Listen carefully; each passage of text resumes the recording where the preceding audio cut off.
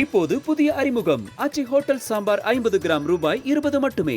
ஜனநாயகன் பட விவகாரத்தில் உச்சநீதிமன்றத்தில் கேவியட் மனு தாக்கல் செய்திருக்கிறது தணிக்கை வாரியம். அண்மை செய்தியை பார்க்கிறோம்.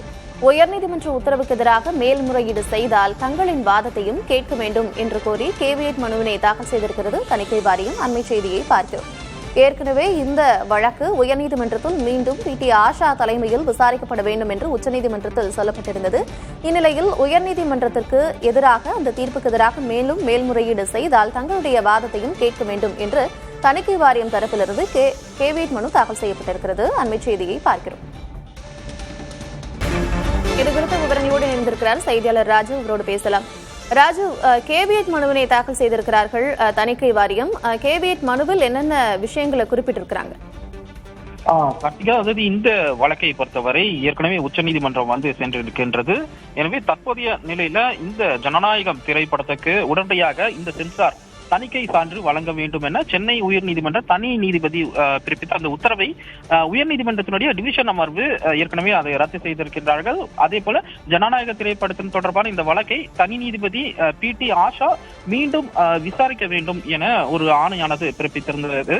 இந்த நிலையில தான் சென்னை உயர்நீதிமன்ற இந்த டிவிஷன் அமர்வினுடைய இந்த உத்தரவுக்கு எதிராக உச்ச நீதிமன்றத்தில் பட தயாரிப்பு குழு சார்பாக மேல்முறையீடு செய்யப்பட்டால் இந்த தங்கள் தரப்பையும் வாதங்களையும் கேட்க வேண்டும் என ஒரு கோரிக்கையோடு தான் இந்த ஒரு கேவியட் மனுவானது தற்போது தணிக்கை சான்றிதழ் வழங்கக்கூடிய சென்சார் வாரியத்தின் சார்பாக உச்ச நீதிமன்றத்தில் இந்த கேவியட் மனுவானது தாக்கல் செய்யப்பட்டிருக்கின்றது. ஏற்கனவே பல்வேறு முக்கிய வாதங்கள் வைக்கப்பட்டிருந்தது. குறிப்பாக தனி நீதிபதி அந்த உத்தரவை எதிர்த்து உயர்நீதிமன்றத்திலும், உயர்நீதிமன்றத்தை எதிர்த்து உச்ச நீதிமன்றத்திலும் இந்த வழக்கானது மேல்முறையீடாக செய்யப்பட்டிருந்த நிலையில சென்சார் வாரியம் தங்கள் தரப்பு அந்த வாதங்களை முன்வைத்து வந்திருந்தார்கள். அதாவது அந்த பல்வேறு சர்ச்சைக்குரிய வகையில் இருக்கக்கூடிய அந்த காட்சிகளை நீக்க வேண்டும் போன்ற விஷயங்கள் தொடர்பாக படக்குழுவுக்கு அறிவுறுத்தல் பரிந்துரைகள் வழங்கப்பட்டிருந்த போதிலும் அவர்கள் மீண்டும் அதனை அனுப்பியிருந்தார். பரிந்துரைக்க அந்த சென்சார் ஆணையத்திற்கு மீண்டும் அனுப்பப்பட்டிருந்தது தொடர்பான பல்வேறு விஷயங்கள் தொடர்பாக தங்கள் தரப்பு வாதங்களை அந்த விசாரணையின் போது முன்வைத்திருந்ததை நம்மால் கேட்க முடிந்தது.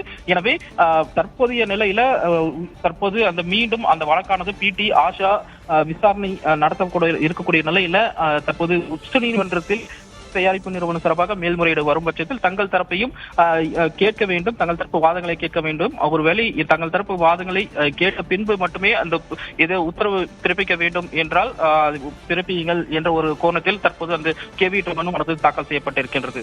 ஒருவேளை உச்சநீதிமன்றத்தில் அந்த மேல்முறையீடு மனு தாக்கல் செய்யப்பட்டிருந்தால் கட்டாயமாக தணிக்கை வாரியத்தினுடைய அவர்கள் தரப்பு வாதங்களையும் கேட்டறிந்த பின்பே அந்த உத்தரவு பிறப்பிக்கப்படும் என எதிர்பார்க்கலாம். ஜனநாயகன் பட விவகாரத்தில் உச்சநீதிமன்றத்தில் கேவியட் மனு தாக்கல் செய்திருக்கிறது தணிக்கை வாரியம். விவரங்களை வழங்கியமைக்கு நன்றி ராஜன். இப்போது புதிய அறிமுகம் அச்சி ஹோட்டல் சாம்பார் 50 கிராம் ரூபாய் 20 மட்டுமே.